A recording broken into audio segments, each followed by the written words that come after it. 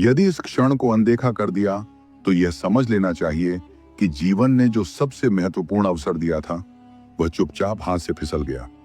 यह केवल एक वीडियो नहीं है, यह एक दर्पण है जो तुम्हें तुम्हारी वास्तविक क्षमता दिखा सकता है। यह वह क्षण है जहां आत्मनिरीक्षण की शुरुआत होती है। यदि वास्तव में भीतर कुछ बदलने की तीव्र इच्छा है, यदि मन यह स्वीकार कर चुका है कि अब और समझौता नहीं करना, तो इस पूरी यात्रा को अंत तक देखना अनिवार्य है। लेकिन यदि उद्देश्य केवल समय काटना है, तो आगे बढ़ने का कोई अर्थ नहीं रह जाता।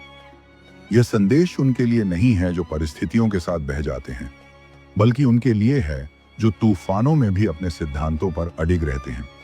जीवन में ऐसे क्षण भी आते हैं जब जिन्हें सबसे निकट समझा वही दूर चला जाता है।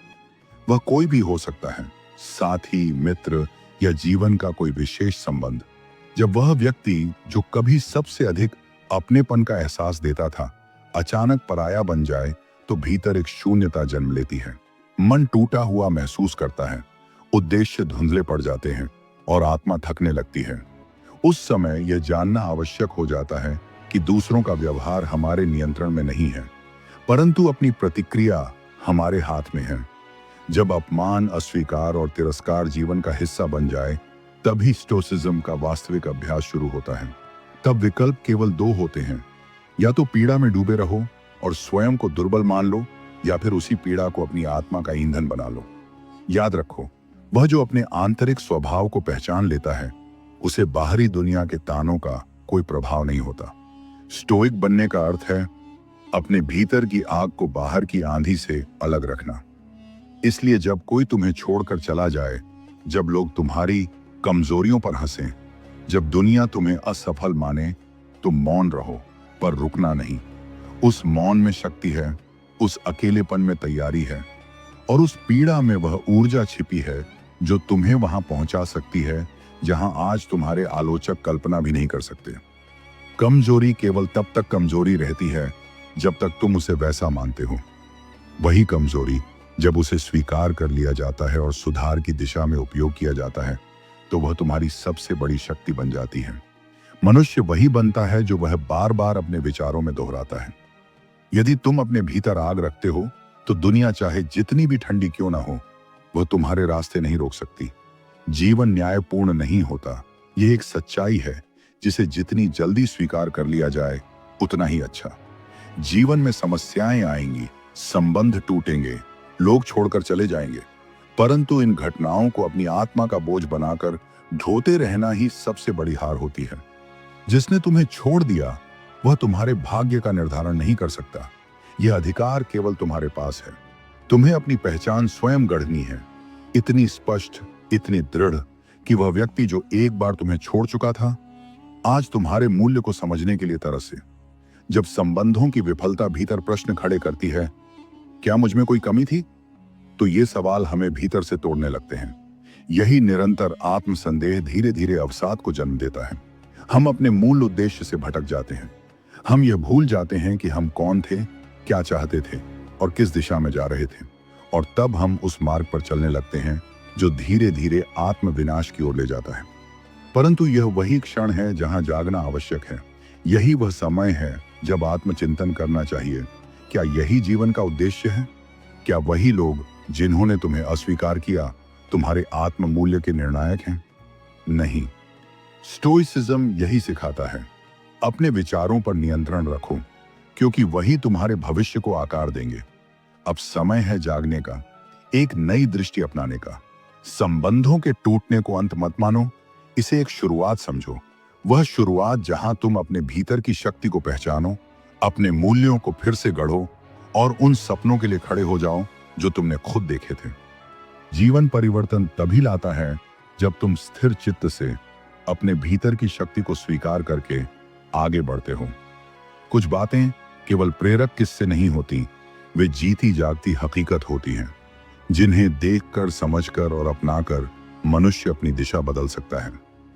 यह संसार उन्हीं लोगों को याद रखता है जिन्होंने अपने भीतर की शक्ति को पहचाना, न कि उन लोगों को जिन्होंने परिस्थितियों से हार मान ली। रतन टाटा को एक समय किसी ने सिर्फ इसलिए ठुकरा दिया था क्योंकि वह आर्थिक रूप से संपन्न नहीं थे, लेकिन समय के साथ उन्होंने खुद को उस स्तर पर पहुंचा दिया जहां आज वही लोग उनकी कंपनी के दरवाजे पर अवसर की भीख मांगते हैं। लेकिन उन्होंने कभी प्रतिशोध की भावना से कार्य नहीं किया। उन्होंने खुद को बेहतर बनाने पर ध्यान दिया। यही स्टोइसिज्म का सार है। बाहरी मान्यता की प्रतीक्षा मत करो, अपने आचरण से स्वयं को श्रेष्ठ बनाओ। एलन मस्क को एक समय पागल कहा गया, उनके विचारों का मजाक उड़ाया गया, लेकिन उन्होंने शोर को कभी अपने मस्तिष्क पर हावी नहीं होने दिया। उन्होंने वही किया जिसमें उन्हें विश्वास था, और आज वही दुनिया उनके विचारों को गंभीरता से सुनती है।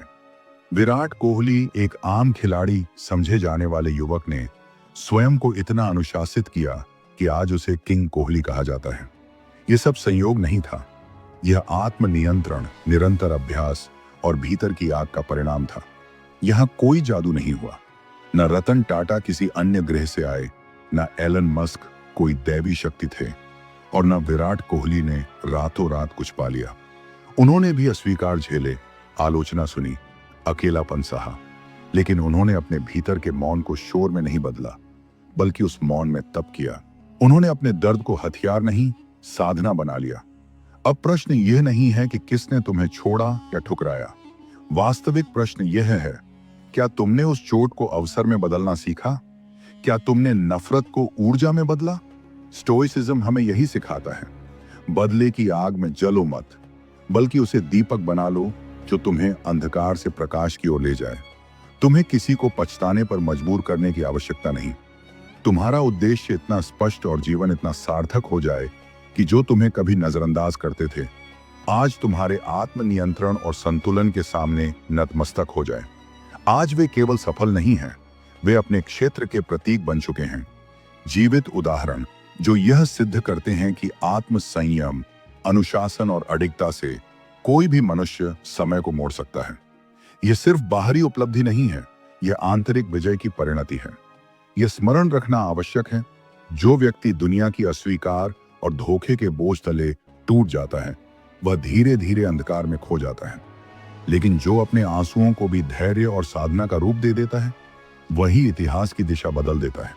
अब समय आ गया है अपने भीतर दृढ़ संकल्प की वह लौ जलाने का, जो किसी दूसरे को जलाने नहीं बल्कि स्वयं को प्रकाशित करने के लिए हो। जिसने तुम्हें नजरअंदाज किया, कमजोर कहा या तुम पर विश्वास नहीं किया, उनकी स्वीकृति की कोई आवश्यकता नहीं रही। अब तुम्हारा उत्तर उनकी आलोचना नहीं बल्कि तुम्हारी स्थिर सफलता होनी चाहिए। लेकिन याद रखना, स्टोइसिज्म हमें यह सिखाता है कि अपनी ऊंचाई किसी के अपमान की नींव पर नहीं रखी जाती। वह आत्मबल, विचारों की स्पष्टता और अटूट अनुशासन से निर्मित होती है। इतनी ऊंचाई तक जाओ कि नीचे देखने की इच्छा ही समाप्त हो जाए। इतना शांत और गहन बनो कि तुम्हारे मौन से ही वे लोग असहज हो जाएं जिन्होंने तुम्हें कभी कमतर समझा था। इतना श्रेष्ठ बनो कि तुम्हें खोने वाले केवल पछतावे में न जलें बल्कि आत्मचिंतन में बदल जाएं। अब तुम्हें उस अवस्था में पहुंचना है जहां दुनिया तुम्हारे अस्तित्व की गूंज को महसूस करे, पर तुम्हारे स्पर्श की कल्पना भी उनके सामर्थ्य से बाहर हो। लेकिन यह सब क्रोध, प्रतिशोध या घृणा से नहीं होगा, बल्कि उस तप से होगा जो अंदर की हर कमजोरी को शुद्ध करता है। अब समय है उठने का, उस सोच को भस्म करने का जो तुम्हें सीमित करती है। अब तुम्हें अपनी नियति स्वयं लिखनी है, संतुलन, अनुशासन और उद्देश्य से। अब तुम्हें इतिहास रचना है, पर अपने भीतर के साम्राज्य पर विजय प्राप्त करके। और यदि वास्तव में आत्म विकास की इस यात्रा पर निकलना है तो 5 सिद्धांत आज और अभी अपने जीवन में उतार लो। पहला सिद्धांत, दृष्टि मतलब विजन। अपना उद्देश्य स्पष्ट करो, एक योद्धा की तरह। यदि तुम्हारा सपना तुम्हें चुनौती नहीं देता तो वह सपना नहीं, एक आरामदेह कल्पना है। हर दिन उस मंजिल को सोचो, उसे अनुभव करो और उसे लिखो। क्या चाहिए, क्यों चाहिए और कैसे प्राप्त करोगे। जिसने अपने भविष्य की तस्वीर अपने मन में स्पष्ट कर ली, उसकी राह कठिन हो सकती है, लेकिन उसकी जीत अब केवल समय का प्रश्न बन जाती है। याद रखो, मनुष्य की सोच जितनी स्पष्ट, जितनी विशाल होती है, उसकी दिशा उतनी ही शक्तिशाली बन जाती है। स्टोइसिज्म यही सिखाता है, सोच को कल्पना में मत गुम करो, उसे कार्य की जड़ बनाओ। लेकिन अक्सर समस्या यह नहीं होती कि रास्ता दिखाई नहीं दे रहा, वास्तविक समस्या यह होती है कि हम भीतर झांकने का साहस नहीं करते। हम बार बार बस यही दोहराते रहते हैं, कुछ बड़ा करना है पर समझ नहीं आ रहा कहां से शुरू करूं। असल में सवाल यह नहीं है कि मंजिल क्या है, सवाल यह है क्या तुमने स्वयं को जानने का प्रयत्न किया है। जिसने स्वयं को खोज लिया उसने आधी दुनिया जीत ली। दूसरा सिद्धांत, विचार मत करो, कर्म करो। स्टोइक्स कहते हैं हम अपने विचारों में जितना फंसते हैं उतना ही निर्णय टलता है। सोचने से कुछ नहीं बदलता, परंतु एक छोटा सा कदम हर दिन तुम्हें उस मुकाम के करीब ले जाता है जहां तुम स्वयं को देखना चाहते हो। विजेता और पराजित में अंतर केवल यही है, विजेता सोचते कम हैं, करते अधिक हैं। हर सुबह उठकर स्वयं से एक ही वाक्य कहो, मैं सोचने वालों में नहीं, करने वालों में हूं। यही सोच तुम्हें भीड़ से अलग करेगी। तीसरा सिद्धांत, संगत। तुम वही बनते हो जो तुम्हारे आसपास होता है। तुम्हारा वातावरण तुम्हारे मन की उर्वरता तय करता है।